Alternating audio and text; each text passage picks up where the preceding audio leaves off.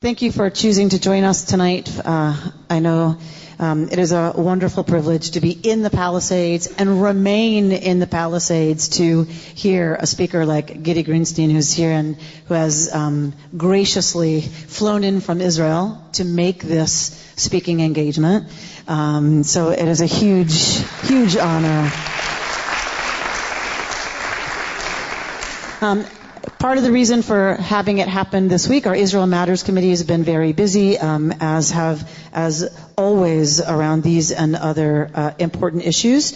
Rachel and Bruce Jeffer have been very, very busy putting together this evening along with our committee.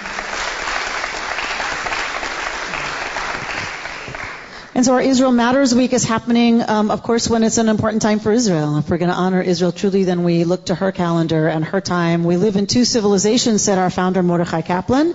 We live firmly in the American civilization, and firmly we have the other foot planted in the Israeli-Jewish long history of a different calendar, a different way of looking at time and history. And so it is that Israel Matters Week we placed it on the week of Yom HaZikaron and Yom HaAtzmaut, which of course come together because we are a both and people. We are not an either or people. And so before we can have a 4th of July kind of celebration as a people, which for us is Yom HaAtzmaut, Israel Independence Day, we have to have a day to acknowledge all that was lost, all that was sacrificed, all that was destroyed, all that fell, all that continues to be threatened, all that continues to be lost, to have the amazing place that we have in the Jewish homeland in the state of Israel. Tomorrow is Yom HaZikaron. So this is... Yom HaZikaron is today. Excellent. So we're right on time. Not so used to being on time. Supposed to be... Again with the Shabbat thing, Avi. Okay, so it's good to know. There was supposed to be... Okay, good. Jews, and the calendar, and the argument, it should be, but it isn't, because it's Shabbos, but really on another day, whatever. We are gathered to engage deeply with our love for Israel, her people, and all the ideals that she represents for us, as well as I said, to acknowledge with Yom HaZikaron those who fell.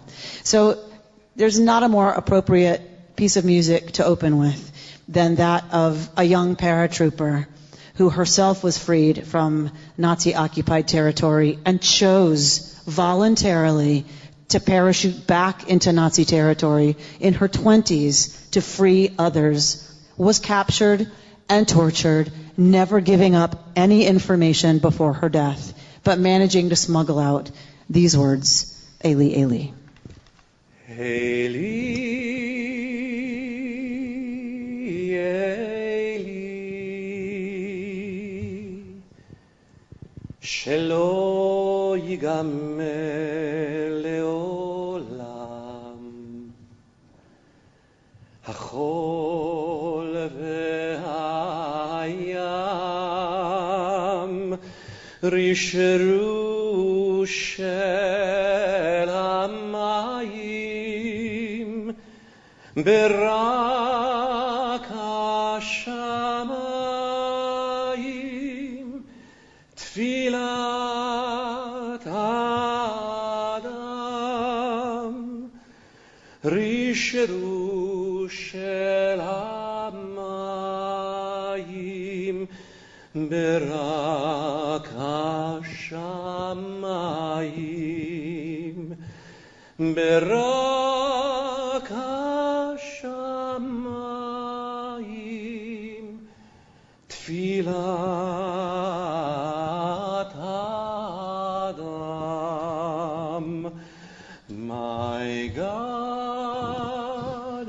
My God, I pray that these things never end. The sand and the sea, the rush of the waters, the crash of the heavens, the prayer of the heart, the sand and the sea, the rush of the waters, the crash of the heavens, the prayer of the heart.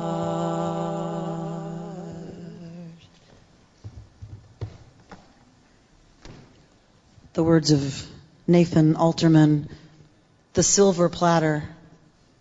The lurid sky slowly pales over smoking borders. Heartsick, but still living, a people stand by to greet the uniqueness of the miracle. Readied, they wait beneath the moon, wrapped in awesome joy before the light. Then, soon, a girl and boy step forward and slowly walk before the waiting nation. In work garb and heavy shod, they climb in stillness. Wearing yet the dress of battle, the grime of aching day and fire-filled night. Unwashed, weary unto death, not knowing rest, but wearing youth like dewdrops in their hair. Silently the two approach and stand. Are they of the quick or of the dead? Through wondering tears the people stare. Who are you, the silent two? And they reply, we are the silver platter upon which the Jewish state was served to you. And speaking, fall in shadow at the nation's feet. Let the rest in Israel's chronicles be told. Everything we speak of tonight, we can do because of their sacrifice. Let Israel remember. Yizkor Yisrael, v'yitbarach b'zar'o, v'eval al ziv ha'alumim, v'chemdat ha'gvura, v'kedushat ha'ratzon, v'mesirut ha'nefesh, shel ha'nispim b'ma'aracha ha'kveda. Yiyu chalalei ma'arachot Yisrael, aturei ha'nitzachon, chatumim belev Yisrael, ledor vador. May God remember the valiant men and women who braved mortal danger in the days of struggle prior to the establishment of the State of Israel, and the soldiers who fell in the wars of Israel. May the people of Israel, may we cherish them in memory.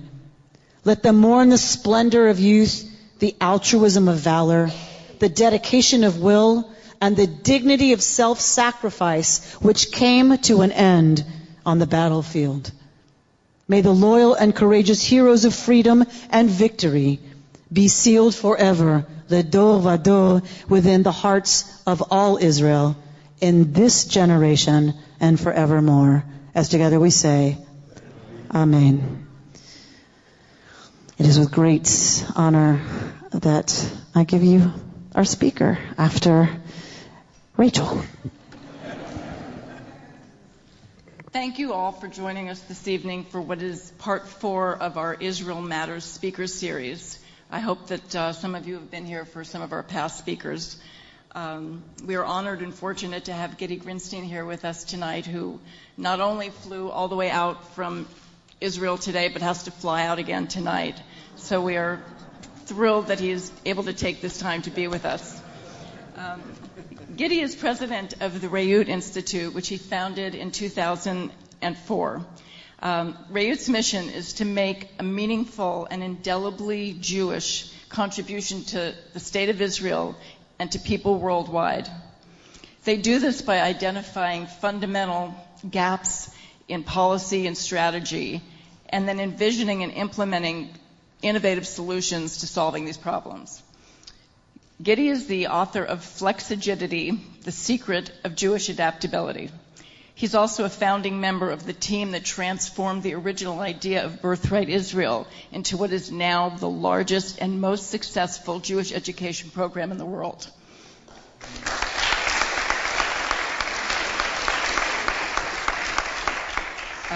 He served as secretary and coordinator of the Israeli delegation for the negotiations with the PLO under Prime Minister Ehud Barak and participated in the 2000 Camp David Summit.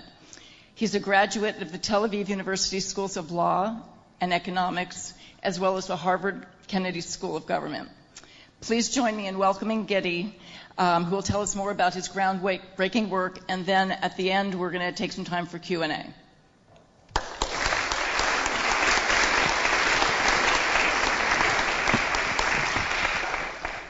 Thank you very much, and it's a great pleasure. I'll just move here so that I can see both, the screen and you.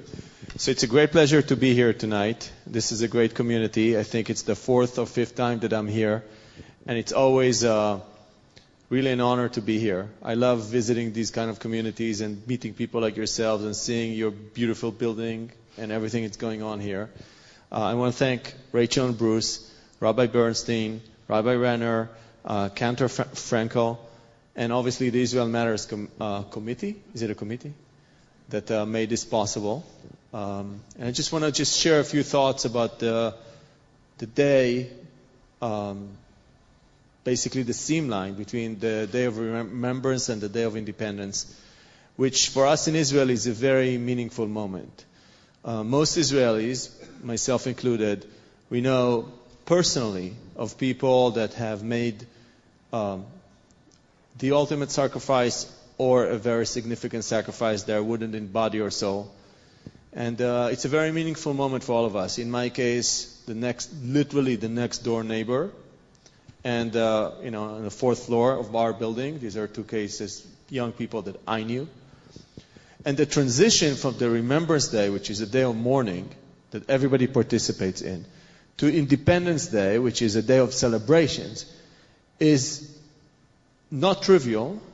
It's challenging for all of us, and it's obviously extremely difficult for the families themselves. So people often ask, why do we make this, back-to-back connection? And obviously, as Rabbi Bernstein says, it's about associating the price that we pay with the benefits of actually living in the most remarkable period in Jewish history. When we think about it, it was really never better to be Jewish. I hope we can all agree about that, right? Between what's going on in Israel and what's happening in the United States and America and all over the world, it's really the most remarkable period for us as a people in terms of our influence and affluence and security and so on. So there is this immediate association between price and benefit. But it's also what makes the price worthwhile is because, and the sacrifice is because we are here to serve an amazing cause. And the cause that the State of Israel was created to serve is not only to create a safe haven for Jews and a place where Jews could realize their right of self-determination, but it's also about our mission to create a model society that will be a light unto the nations. And this is like a North Star and a horizon for us. And it guides us and it drives many of us in the way we think about the future of Israel. But for me, most Israelis sort of speak about the connection between Memorial Day and Independence Day. But for me, the period that begins in Pesach and ends in Shavuot is really, the whole period from Pesach to Shavuot gives an even more meaningful context. Because the story, as you know, the story of Pesach is we come out of Egypt, we embarked on a journey from slavery to freedom, from Egypt to the Promised Land. Egypt was then, just like the United States of America, the great empire of the time, most prosperous and so on. And literally, in the 7 weeks from the greatest miracle in our history to receiving the Torah on Mount Sinai, the people get confused and they build a golden calf and they lose confidence and they want to go back to Egypt. So there's a lot of anxiety in the transition to the Promised Land. And beyond that, there is this moment when we get the Torah, right? And the Torah is there. We receive it on Mount Sinai. And since then, and obviously this is very broad brushstrokes, And certainly for the last 2,000 years, we're in the process of interpreting the Torah and making it relevant to our lives. And that process is an ongoing process. But what is so special about this is that this text makes us inherently unique. What Lord Rabbi Jonathan Sachs says, we are in a permanent condition of otherness. And that condition of otherness is the source of a lot of our problems, but it's also the source of our position of permanent leadership in humanity. Because if you're different, an essential condition for leadership is being other and being different. And for me, which is what we're going to speak about today, Israel has inherited that DNA, and it is our responsibility in Israel to interpret what does it mean to be the model society of the 21st century, not just for us, but for the whole world. And I believe that there are certain areas where we can make a difference that will echo around the world, punching way above our weight in terms of our contribution to humanity and our influence on humanity in the coming decades. So tonight, I'd like to focus on that. Exactly as mentioned here, the challenges, the opportunities, and some of the new frontiers we need to deal with, in Israel. Actually, all together. So, what we'll do in the next few minutes is I'll share a few thoughts about this topic, and then we can have a conversation. So first of all, is it working? Great. So, as was mentioned earlier, in 2004, actually a few years before, I was privileged to serve in the Israeli government as the coordinator of the Israeli delegation for the negotiations with the PLO. That's a long story in and of itself. The most dramatic moment of that period was the Camp David summit in 2000. But for me, the takeaway from that period had less to do with the peace process and more with the incapacity of government to deal with some of the most important challenges that face our society. So based on that experience, I set out to create a group of people that will specialize in dealing with the most pressing challenges that face Israeli society. That group of people is right here.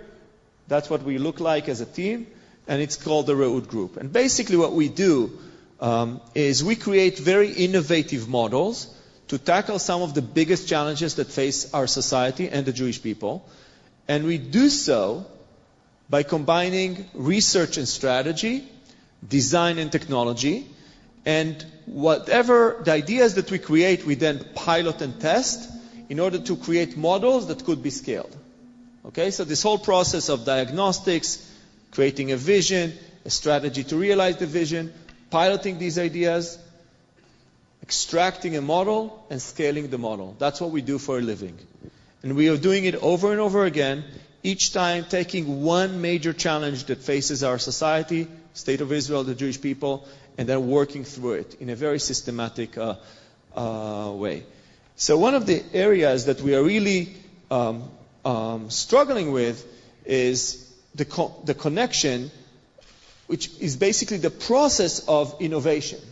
The work that we do combines two types of innovation. Technological innovation, so when you may want to think about your cell phones or your cars or any other area where technology brings progress. But there is also another area of innovation, which is what we call societal innovation. And societal innovation is how you organize people to get things done. So for example, the first VC company was societal innovation. The first kibbutz was societal innovation. The first synagogue, 26 centuries ago, was societal innovation.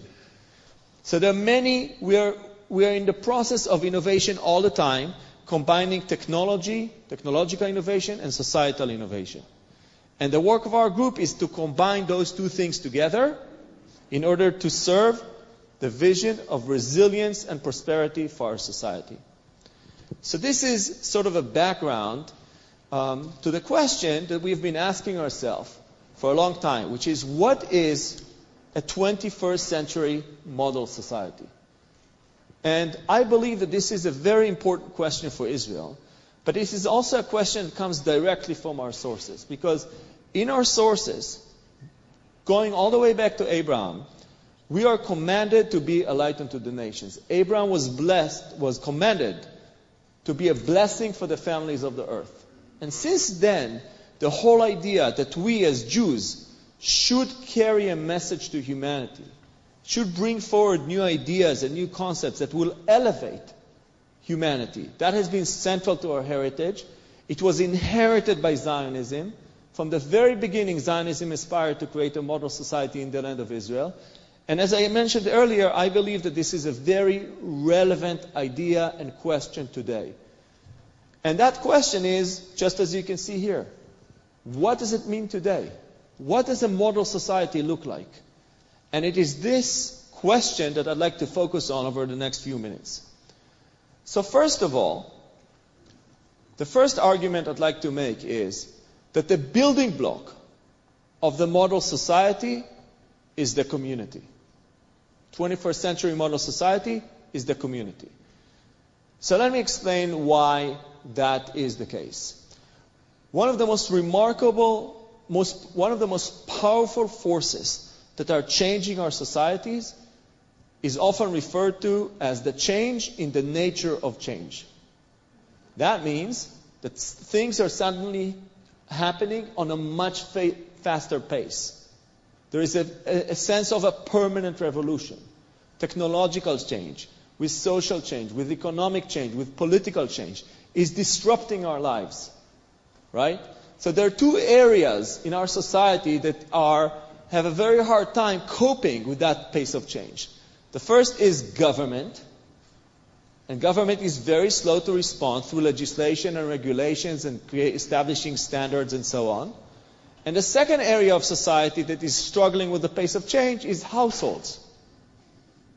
So we're looking at dramatically rising vulnerability among households, middle class, lower middle class, and so on. In Israel, for example, over the last 25 years, the level of what is called vulnerability doubled. So what is vulnerability? Vulnerability is not poverty. Vulnerability are households where you may have double income. Both parents are working. But still, the family is barely making it. There's no savings. There's no pension. People don't own their homes. And one single shock could disrupt them, possibly irreversibly. And this is not an Israeli phenomenon exclusively. Marco Rubio recently said 40% of Americans are one broken car away from poverty. So that disruption is affecting all developed nations. I'm not even talking about what's going on in developing nations. But let's just focus right now on Europe and North America and Israel and other countries. There is a major disruption in society. People are losing their confidence. They're losing their security. They feel vulnerable. Suddenly, the pact that existed where, if they get the education and they work hard, they will do okay. That's broken. Suddenly you can have a great job today, and 2 or 3 years down the road you can be unemployed, and 5 years down the road unemployable. So that disruption is very, very powerful. And the question is, if the households are breaking down on the one hand, and government is incapable on the other hand, there is a middle level here, which is the community, that could serve as a safety net and support households on the one hand. So, support households on the one hand, and at the other hand, allow people to compensate for the incapacity of government to be responsive to local needs. So it's big enough to deal with the needs of the collective, and it's small enough to be responsive for households, for the needs of households. So the first point I'm making here, is that the building block of a model 21st century society is the community.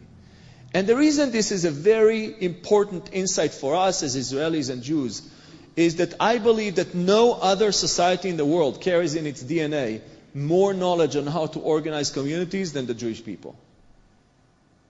And a key insight related to that is that at the heart of every community, there is a core set of institutions. So if you go to Buenos Aires, you go to New York, you go to Los Angeles, you go to Paris, you go to Moscow, you go to Tehran today, in every Jewish community you'll find the same core set of institutions. Okay? And that idea is actually very powerful because we can really imagine a core set of institutions in Israel that could exist in every community in Israel. Jewish or not Jewish, rich or poor, north or south or center. And these core institutions, if we're able to imagine them in a 21st century way that supports productivity and employability and inclusiveness and quality of life, then we could actually imagine the entire society moving forward. And we believe that this is a vision that is relevant not just for Israel. It's actually relevant all over the world. So if community is the building block, the structure of society in the 21st century is what we call a network of communities. So why a network of communities? Because being organized as a network, as a loosely affiliated network, is a very resilient way to organize people. But at the same time, it's very resilient, but it's also very responsive. Because every unit, every community can come up with its own innovation, with its own unique way to deal with the challenges that it faces. And the network allows this knowledge to travel back and forth. So let's say if in your community here you create something, a program that really works great for your for KI, right? Keilat Israel. Over time, that program will travel across the network and other communities may imitate you. So the same thing could happen in the way we manage schools and we manage community centers and early childhood centers and so on. So basically what we're saying is we need to reinvent the communities and we need to connect communities all over Israel. Because that structure of a network of communities also addresses another major problem that we have in Israel, which is the tremendous diversity of our society. So the overall structure is national, and it creates unity. But every community is different. So we can be together and separate, unified and diverse. And these are not just ideas on paper. We're actually working very hard to pilot these ideas in places like the city of Tzfat, in the eastern Galilee, in the region of the western Galilee, and in other places around Israel. So basically what our team does today is be engaged in experimenting with radical new ideas of how to make our society relevant to the rapidly accelerating pace of change. So that people are employable and productive throughout their lifetime. So they're in a process of what is called lifelong learning. They're always improving their skills and staying relevant to the labor market. The third idea about what a model society is in the 21st century is what we call inclusive growth. So the idea of inclusive growth is that growth, which is generated today, growth is generated in a very small section of our society. In the case of Israel, it's the high-tech sector, about 3 to 5%, maybe 7% of the society. And there are growing gaps. So the benefits of wealth trickle down too little, too late. And there are a lot of people that feel marginalized. They're not part of the party. There is a great party going on, and a lot of you that go to Israel, I'm sure you hear about the startup nation, and you're seeing all these startups all over Israel. But there are a lot of people that do not participate in this party. They're not part of this success story. And the challenge of the 21st century is to make prosperity and growth more inclusive. So how do you do that? Again, that ties back to the idea of what happens in the community. And we imagine the communities, the schools, the community centers, and so on all over Israel as platforms that support all the time the ability of people to replenish their skills, to keep learning over and over again. Another element here is that we're saying in the labor market, we're saying more and more people who no longer work steady jobs, right? 9 to 5. They work what we call fragmented jobs. They're freelance. So the correlation that happens, that used to happen between school time and work time is no longer there, which means in the morning you put your kids in school, you went to work. You came back in the afternoon, the kids were out of school, out of the programs, you received them.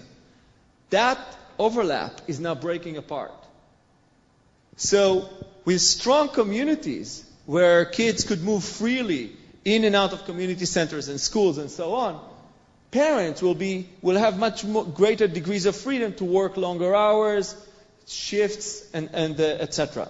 So basically, we need to create an entire set of arrangements that allow people to really maximize their economic potential, because otherwise they are compromised and they are basically increasingly compromised, increasingly vulnerable. So another element of this whole idea of inclusive growth is to allow every area in Israel to bring forward their unique story. We used to think in Israel we used to think of Israel as a very small economy with one story, economic development story, that was relevant for everybody in the north and in the south. It was managed from Jerusalem. It was managed by the government. But actually, when you look more closely at what's going on in Israel, the Western Galil and the Eastern Galil, the Western Negev and the Eastern Negev, the Central Negev, Eilat in the south, each and every one of them could have their own separate economic story of economic growth. So for example, in the Western Galil, which is an area we're working on, they have two unique assets that they could work with. The first is that this is the most culturally diverse area of Israel. 52% of the people living in that area are not Jewish. They're Druze, they're Arabs, they're Christians, they're Muslims. A very diverse area with a lot of communities. So there is this tremendous diversity there that could be turned into an asset of economic development, mostly working with small businesses of tourism, bed and breakfast, cultural hospitality, and so on. The second thing that is unique to that area is that this is an area that is a world leader in industry related to the use of metal.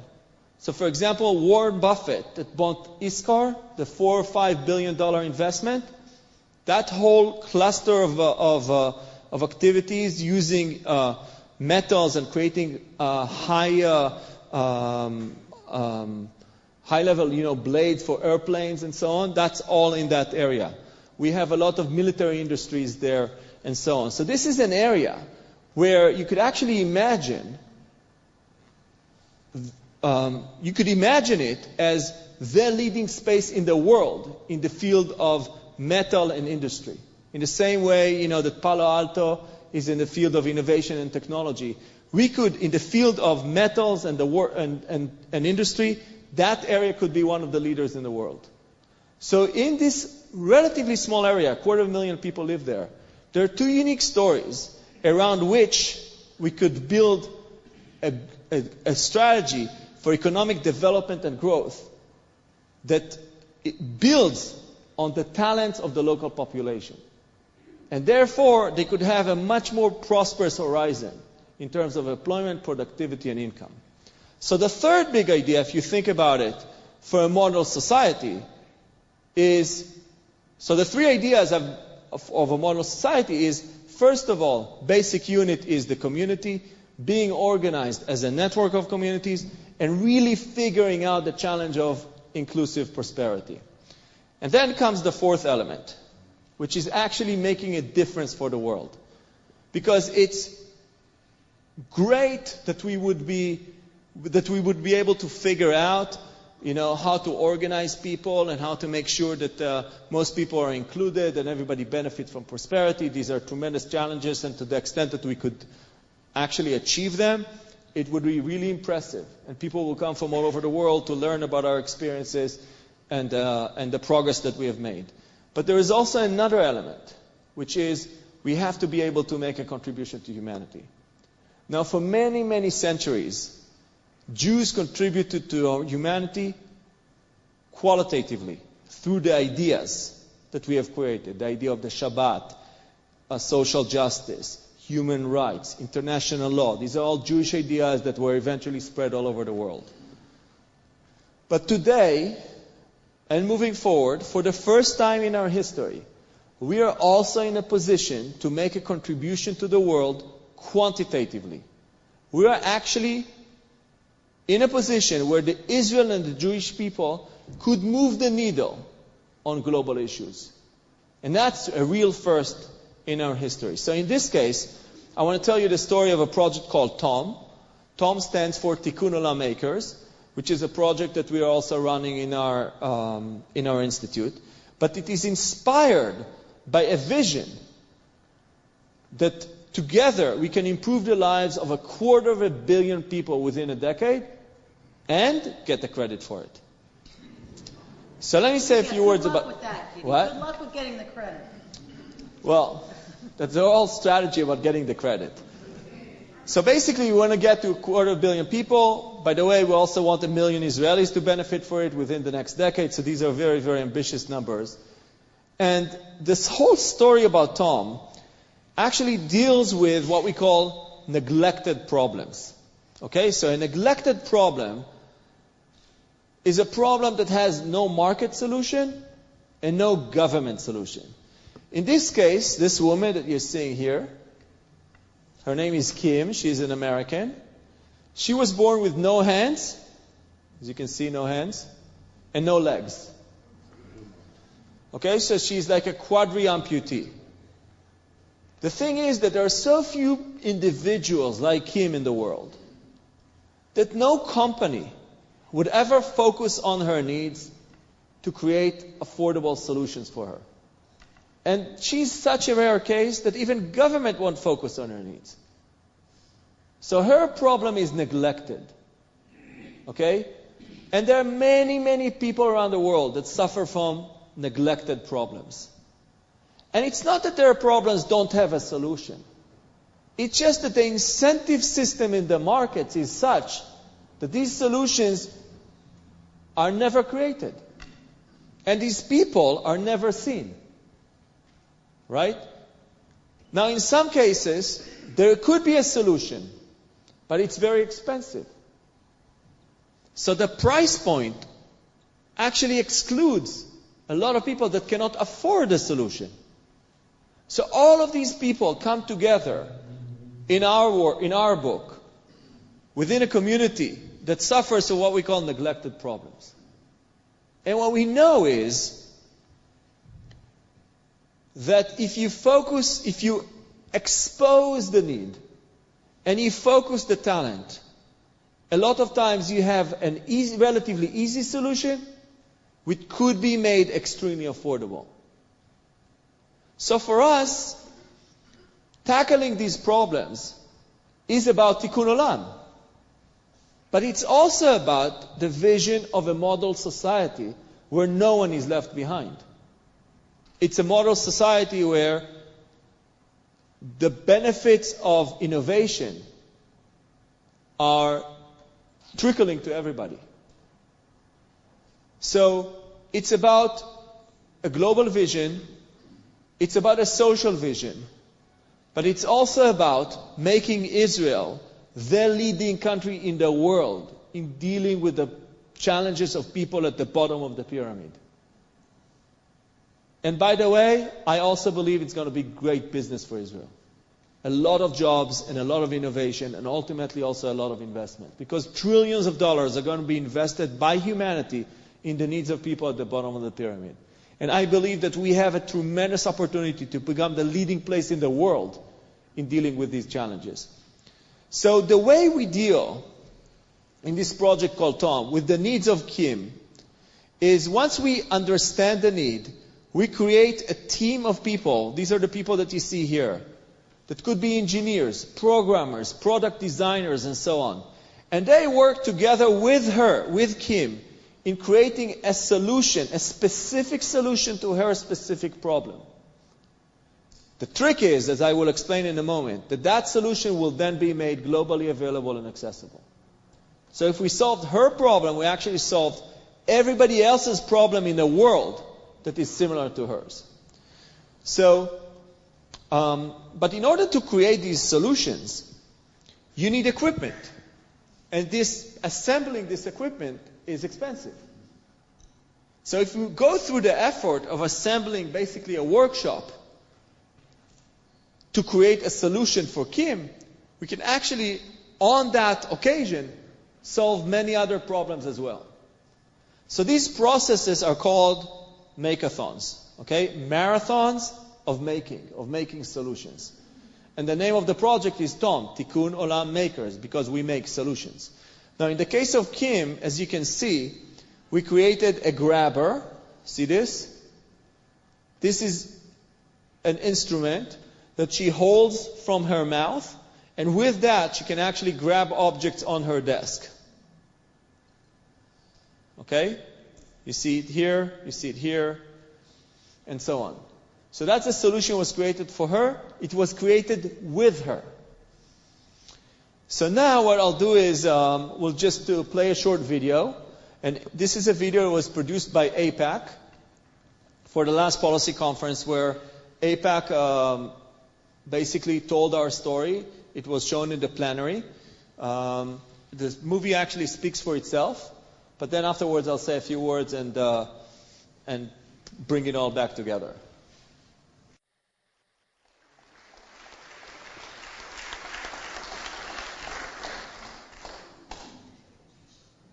So,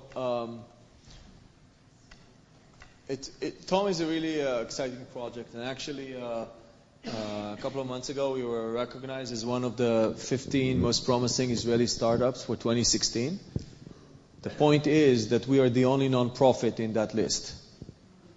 So, and that for us is actually a testament that there is a growing awareness around the world and in Israeli society. By the way, that recognition came from Inc. magazine, which is an American magazine, and they knew we were a non-profit.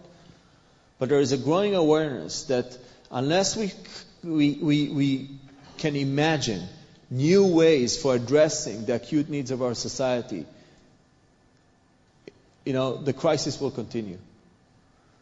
So if I want to close this whole opening remarks and then leave enough time for our conversation, what I try to convey to you is that the idea of building a model society in the 21st century in Israel is not just about, big ideas that are 30,000 feet. That there is a way to translate this vision into concrete work on the ground that addresses the acute needs of people in Israel in a way that could be a model for the world.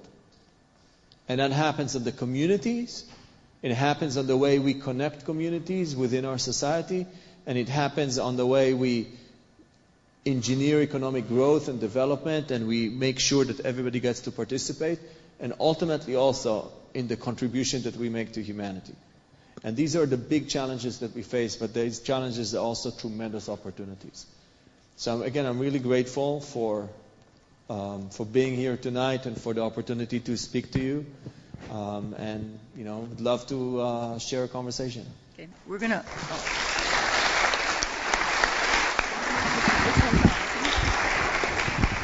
We're going to open it up for Q&A.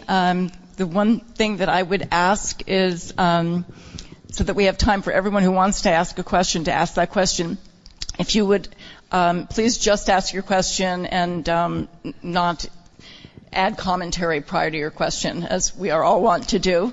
And if you would like to ask a question, please raise your hand and we'll call on you and we'll get a microphone to you. Well, I guess. I'm very interested in your statement that trillions of dollars are going to go into helping the folks at the bottom. Given the expansion and the rate of expansion of the gap between rich and poor, both in this country and in Israel and in Europe and other places, I would love to know your evidence for that kind of hope. Well, first of all, we're seeing governments investing billions and billions of dollars, and it's happening all over the world. But really the big potential is the business community. And what we're seeing in the business community is growing awareness in terms of their responsibility to society. And first and foremost, the most So a lot of people are looking at the money that's being allocated. But one of the most important elements that businesses can allocate is actually the talent of their people. And what happened is that until recently, there was no real structure to deploy talent. If you think about talent that works in Google or in Intel or all these companies, to actually solve acute problems of the world, right? Because people would only give a fraction of their time, a few hours or a few days, and that would be scattered all over. So how do you translate all that goodwill and talent into real impact in the world? And part of what we're seeing now through different projects, including the project of Tom, is that there are increasingly systems and structure that allow people that give you only a small fraction of their time to come together and to solve problems. So if you add up all of these people willing to give you a few hours or a few days, if you add that up, it's an ocean of opportunity. And on this side, there is an ocean of neglected problems. And if we are only able to clear the demand for talent with the supply for talent, we could actually make a tremendous difference in the world. So there are trillions of dollars of resources that will be made available, we believe, over the next years. And we also believe that Israel can become a focal point in the world in tapping into that opportunity and serving and offering that contribution. Yes. Please. Along that same line that the Rabbi raised and what you are spoken to very eloquently, is there a program that explains to people in general that profit is not the only reason why people should work and contribute to society? So that is like a departure from the way societies are currently organized. And I'm asking if your organization is working on promoting that idea, developing that idea. We actually do not deal with that kind of education. But what we do see is the emergence of what is called the fourth sector. It's emerging in America, actually much more advanced in America than in Israel. And the fourth sector is actually about entities, legal entities that have a business goal and a social goal together. So it's what is called a double bottom line. And in America, it's often referred to as B corporations. And that's a new space in the economy and society, which is very promising. Specifically, we don't deal with education, the kind of which you're referring to. We are focusing on creating the models that address the acute needs and acute problems in society. So in this case, the problem that Tom was designed to address is the problem that of the challenge of a lot of neglected problems in society, which means a lot of people that are suffering or are struggling with a challenge that no one's looking at except us or people that do the same kind of work that we do. And the second piece is that we believe that there is a tremendous opportunity for Israel and the Jewish people together to move the needle on global issues and get the credit for it. So those two problems is what Tom is focused on. And what we do is we create these models to address these problems. The whole world of education is a separate challenge, and we don't do it. Hopefully others are. Yes, go ahead. I don't know whether you can address in a few words the tremendous work that Israel is doing towards water conservation. Right. So the question was about water conservation. As I mentioned earlier, actually in a little bit of a greater detail, between 2010 and 2012, we had a whole team that was looking on how Israel and the Jewish people together could make this very big difference to humanity that I was mentioning earlier. Our goal was to improve the lives of 250 million people. The mentor of that group actually envisioned a moment 10, 15 years down the road where Israel and the Jewish people get the Nobel Prize for Peace for a totally outsized contribution to humanity. The question is, how do you get there? So we identified a number of principles that will help us achieve that very ambitious goal. And then we were looking at strategies how to implement it. So one strategy was to take the whole spirit of Startup Nation and entrepreneurship and deploy it to deal with social problems, which is Tom, that you saw here. The second big idea was to take an area where Israel has done extremely well, model it, and scale it all over the world. And after, exploring a lot of ideas, we concluded that the one area where Israel has done exceptionally well, where there are hundreds of millions of people that are suffering, is life in arid areas. So it's not just water technologies and that kind of, it's the whole philosophy that has been created in the northern Negev about life in arid areas. It's about agriculture. It's about the way you use water and you find water and how you build communities and solar energy and so on. And there are, as I mentioned, many, many millions of people, many of them, by the way, are Arabs and Muslims that live in arid areas, and the work that we have done could be tremendously worthwhile for them. What ended up happening in our case is that our partners, we had another organization was partnering with us. They took that challenge and started working on it. But eventually a person by the name of Seth Siegel, wrote this book, Let There Be Water, and he's basically leading the charge. But in terms of publicizing the prophecy, right? But in terms of the real work, there are a lot of companies like Netafim and Mia and other companies. These are Israeli technologies that are spreading all over the world in the field of using water, creating water, recycling water, and so on. So this is really an area where the contribution to humanity could be tremendous. We identified it, but we ended up going in a different path, which is the path of Tom that you just saw. Yes. So I wanted to ask a question about the societal challenge of multiculturalism and diversity, which you alluded to. In Israel, it started off as Zionist dream, brought in peoples from all over the world, and we became Israeli. There was one nation. In the United States, in a similar fashion, at a different time, it was E pluribus unum. We had immigrants come from all over the world, and the idea was from many came one. And that was a way of life in America, and that was a way of life in Israel. And in both countries, that's really being changed by the complexities of the current people. And diversity and multiculturalism can be a challenge, but it can also create a lot of problems. So the question is really, how does multiculturalism and diversity work within the context of your building communities and these multiple communities? And is it a problem or is it an opportunity? Right, so we see it both as a challenge and an opportunity. The opportunity is that this diversity brings a lot of new ideas and new thinking and new ways of organizing people in society.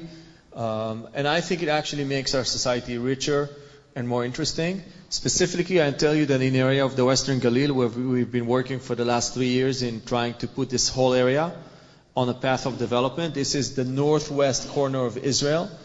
All of Israel is ranked, all of cities and communities and areas in Israel are ranked from 1 to 10 in terms of their level of development. Obviously, if you're above 5, if you're 6, 7, 8, or 9, you're an engine of growth. If you're under 5, you're actually sub-average. This is an area ranked 4, and our vision is that it becomes 6 or 7, which means it becomes a growth engine. What is so interesting about this area, as I mentioned, is it's a very, very diverse area. 52% of that area is not Jewish. It is actually, when you think about it, an extension of what Lebanon used to be until the Civil War. Until the Civil War in 1976, Lebanon used to be highly diverse in terms of Christians and Muslims and Druze and Arabs, etc. That diversity actually extended. The international borderline is random. It was created between the French and the British.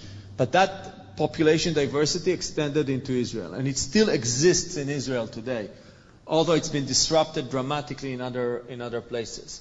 So that level of coexistence that exists in Israel does not exist today in Lebanon and in many, and certainly not in other places in the Middle East. Actually, in Israel, it's the only Christian community in the Middle East that is growing today. And what is so unique about the work we're doing in the Western Galil is that after we brought together leaders of all communities to think together about the economic future of the region, and we asked them to highlight what is unique about the region that could be turned into an engine of growth, they determined together that their diversity is an asset. So this is the only case that we are aware of in Israel where Jews and Arabs together determined that their diversity is actually an asset of growth. But when you think about it, it could also be the story of Israel. Israel is very diverse among Jews, and it's 20% non-Jewish. So there is a lot of opportunity for us to do work. Now, obviously, there are other forces in society that are exclusive, and they have a different vision, which is not about collaboration, it's not about coexistence. But in every society, there is this tension. And the role of the people we work with, and the mission of the people we work with, is actually to shape a future where that diversity is an asset. And it's basically up to us. And I think we can make it happen. Other societies that didn't get it right actually imploded into civil war, into tensions, into violence. So we better succeed, because if we do, it's a future of prosperity and coexistence, and if we don't, it's actually a very grim reality. And people, I believe, understand it in many areas. And in the Western Galil, they deeply understand it. Bernie? Who owns the intellectual property that's created In Tom? So the whole idea is we're trying to create extremely affordable solutions to neglected problems. So the point of departure is that there is no market, right, that justifies for companies to come in and create the solutions. So the way we bring down the price is, number one, we don't pay for talent. Everybody is a volunteer. Number two, we challenge people to decrease the price, to create a technological solution that is very, very cheap, sometimes costs zero. And third, there's no intellectual property. So it's all open source. So the way it goes is, as I said, we issue a call for needs. A lot of people with disabilities or elderly and so on, they come forward and they say, I have a need, I'd like that need to be solved. There's no market solution to my need. We choose those needs that could have a technological solution. We then issue a call for talent. So around every need, around Kim, for example, there's now a team of engineers and programmers and so on to work to solve her need. This work, that solution is what is called open source. No one owns the intellectual property. Once we have the prototype, we invite another group to take the prototype to turn it into a product. That takes a few months. So if the first process, the breakthrough moment, takes 3 days, then it takes a few months to go from prototype to product. Once we have the product, the whole what is called spec, which means all the information about the product, all the drawings, everything, is going to be put in what we call a marketplace, which is like a big website. If you can imagine an app store of products that are basically for free for all these neglected problems. So the group, the company helping us create this marketplace is Google together with eBay. Once we have this marketplace, anybody anywhere around the world can download the product and use it. Now, you say, how does an old person, man or woman, down the street, download the product and use it? Right? There is still a distribution challenge, which we plan on tackling in 2017 and 2018. But our big idea is that every school today, or most schools, are expected to do community service. And many of these schools are building these laboratories with 3D printers and so on that are basically totally underused. So the idea is that students, juniors and seniors in high school and also in colleges, but also people that have already retired, right? They will take responsibility for downloading these products, customizing them, and delivering them within the community. So basically the distribution system are schools and community centers all over the world. And the people that will do the distribution are high school students, colleges, people who are now working in companies, and are willing to give us a few hours or a few days of their time, and or people that are retired. So basically the whole system we're creating is designed to scale in a very big way.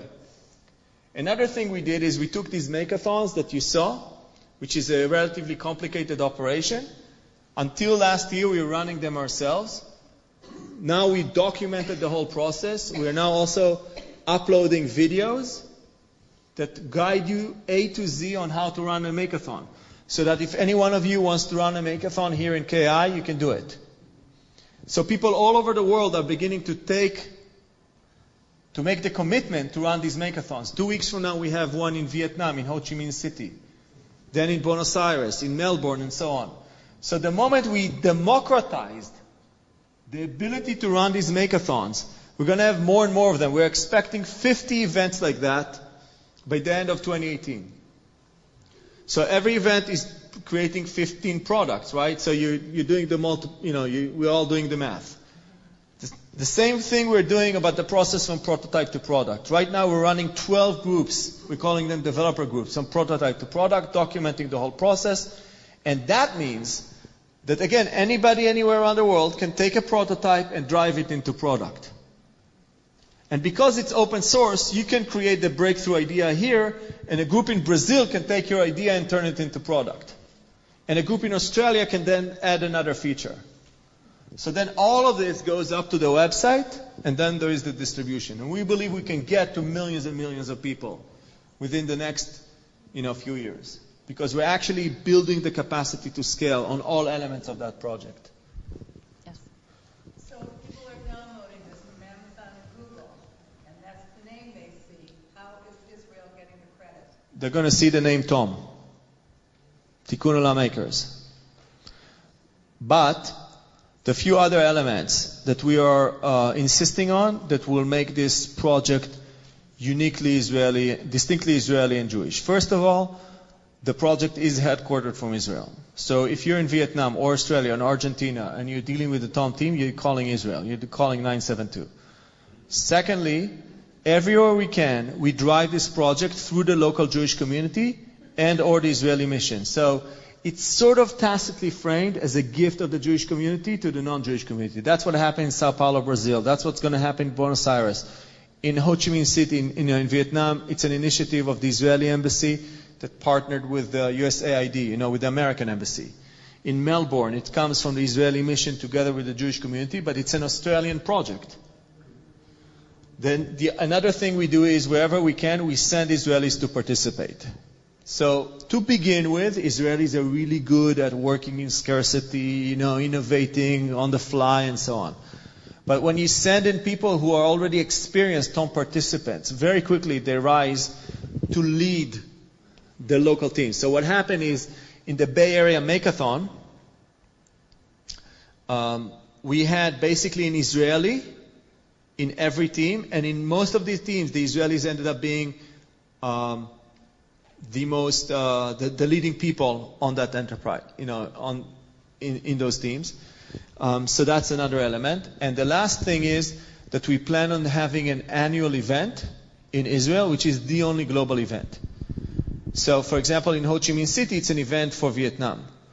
In Buenos Aires, for Argentina. The annual event in Israel will be global. By the way, I actually neglected to mention Doris Schwartz here, who runs American Friends of Reut. And Doris was actually there, and she can tell you her, experience, but she was actually there to see the whole magic that happens through the presence, through something that is on the face of things. Let me show you. See, there's nothing Israeli in the title, Bay Area Makeathon, right? It looks like a Bay Area event. But when you were there, you felt the Israeliness in the room. It was very evident it came from Israel. And that's what we're doing all over. So we're not like pushing the blue and white flag in the face of people, but anybody involved understands where it's coming from. And that's the idea. We have time for maybe one more question. Yes? You said that every Jewish community has 4 institutions that you can find anywhere in the world. I wonder if you would address what those are, and then how you have used that in the pilot program you're doing in the North Gallery. Okay, so first of all, I don't think I said 4, I said core. Core. But still let me mention them. First of all, in every Jewish community, there is a committee of the community. Vada Keila. Here you call it federation. Right? In Argentina, it's called AMIA. In France, it's called CRIF. In Britain, it's called the Board of Deputies. There are always synagogues. There are always schools. There's always a fund of the community to take care of collective needs. There's always a Chevra Kadisha, right, to take care of burial. There are key functions that exist in every community. So basically, there is commonality among all Jewish communities, although no two Jewish communities are alike. So that sort of tension between the core set of institutions, which is unified, and the freedom of every community to be different, that's what makes the worldwide web of Jewish communities so agile and flexible and evolving. What we did with this idea is, we ask ourselves, what is the list of core institutions that need to exist in every Israeli community, north or south, rich or poor, Arab or Jewish? And the answer is, it's the school systems, it's early childhood systems, it's the community center, the matnasim, it's the youth movements, sports teams and frameworks, the public parks, the young adults, Merkazet Tzeirim in Hebrew, and the arts and culture. So these are the 8 core categories of institutions that obviously exist in every community. Our role is to reinvent each and every one of them and make them relevant for the 21st century, and then connect all of them. So what does the 21st century community center look like? How do we make it more relevant to the needs of elderly people and people with disabilities? Today, in Israel, it's mostly about recreation and fun. How do we make it relevant to the needs of people to go through a process of lifelong learning in the labor market, to remain productive and employable, and so on? So these are the questions we're asking about the community centers. Now think about the schools, right? Schools in Israel, I assume also in America, operate maybe 25% of the time. 75% of the time the schools are closed because of vacations, weekends. They're closed in the afternoons, they're closed in the evenings. Tremendous platforms that are barely used. And then we can reinvent the parks and reinvent the early childhood centers, what is called in Hebrew Tipot Chalav. All of these institutions that were created in the 20th century and sometimes in the earlier part of the 20th century could be reinvented and made relevant to the 21st century. And that's what we're focused on. One of our projects is called Smart Communities, which is actually about imagining the technology that goes with it. So what does the technological community center look like? Because if you think about it, the government has already allocated, there are 1,100 community centers and branches of community centers all over Israel. So the government has already invested billions and billions of dollars in this infrastructure. The real estate, the land and the buildings and the staff and so on. Now, with the right kind of technology, without technology, this community center may be relevant within 1 mile, half a mile. But with technology, it could be relevant within 1.5 miles. That's more than, all of us know the math. It's more than 3 times. It's much more than 3 times in terms of the population that you serve. So through technology, we could take the same infrastructure exists today and elevate it and leverage it for much greater social impact. So these are the kind of questions we're asking ourselves in terms of imagining what a 21st century community looks like and what a 21st century society should look like. And I want to close and say something. Yeah, we're good. We're good? Oh, you want to? Okay. So I just want to close and say something about what's going on in America today and the work that we've been seeing and doing in Israel. Because what is happening in America is dramatic. And what happened in Israel in 2011 with the social protest, with 450,000 people taking to the street in one night, that's 7% of the population. It's the equivalent of 21 million Americans in one demonstration. There is a common denominator here. And the common denominator is that there is a massive disruption in society. And that disruption is then translated into political unrest. So what you see in America, the common denominator between Sanders and Trump and Rubio and Cruz and all these people, is that they are responding to this unrest. And in Israel, the same thing is happening. That vulnerability is translated into aggressiveness and impatience and intolerance and so on. And if we are unable to deal with these things at the core, we'll see these tensions and these aggressions escalating. And that's why we believe that it is vital, whether it is us or other groups, to think long and hard about how you organize society in the 21st century. It's not an esoteric challenge. It's at the core of what we need to do in order to ensure the long-term prosperity and security of our society, but also in America. I think this is a major challenge facing America. And what is, I believe, and I know it sounds far-fetched, but I believe that the Jewish people, because of its legacy of thousands of years of building and managing communities, and Israel, we are in a unique position to write another remarkable chapter in our contribution to humanity. Because we are, as Jews and Israelis, right at the cusp of dealing with one of the most dramatic challenges that face all developed nations. And I believe we are in a great position to make a significant contribution in that field, and that's what we're going for in Israel. I have to say, I'm proud of our group, but I have to say that in terms of the talent that I'm seeing in Israel, working on social issues, it's really unmatched. And it's remarkable. And any one of you that will come to Israel and will spend time, you'll meet these people out in the field. Many, many talented people who are doing tremendous work. And I think together we can make a big difference. And I'd like to finish that message on Yom HaAtzmaut. And I really thank you for the opportunity of being here in this great community. Thank you. It's a real pleasure. Thank you very much.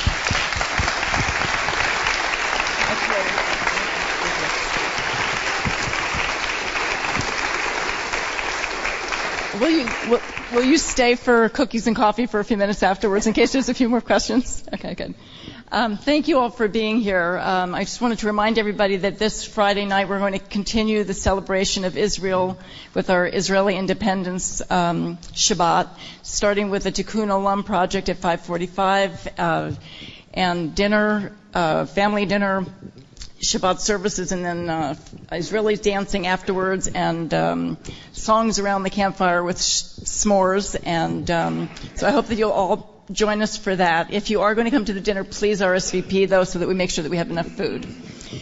And we have Israel Matters programming continues throughout the year, of course, not just this week. And coming in the fall is the much celebrated I Engage lecture and discussion series from Hartman, from the Reut Institute. KI is going to take on I Engage, and that's going to be happening Wednesdays in September, November, one in December, and one in January. So if you want more information, please let us know and sign up so we can have more discussion, a creative conversation about Israel. And before we go, I would like to acknowledge and thank the Israel Matters Committee for all of the hard work this past year. If you'll stand, if you're here, if you'll stand up, if you're here, please. Your Israel Matters Committee hard at work for you.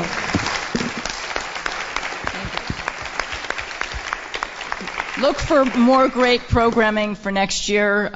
It'll be online, and you'll see a lot of flyers out. And thank you again for coming, and let's go eat. That's what we do.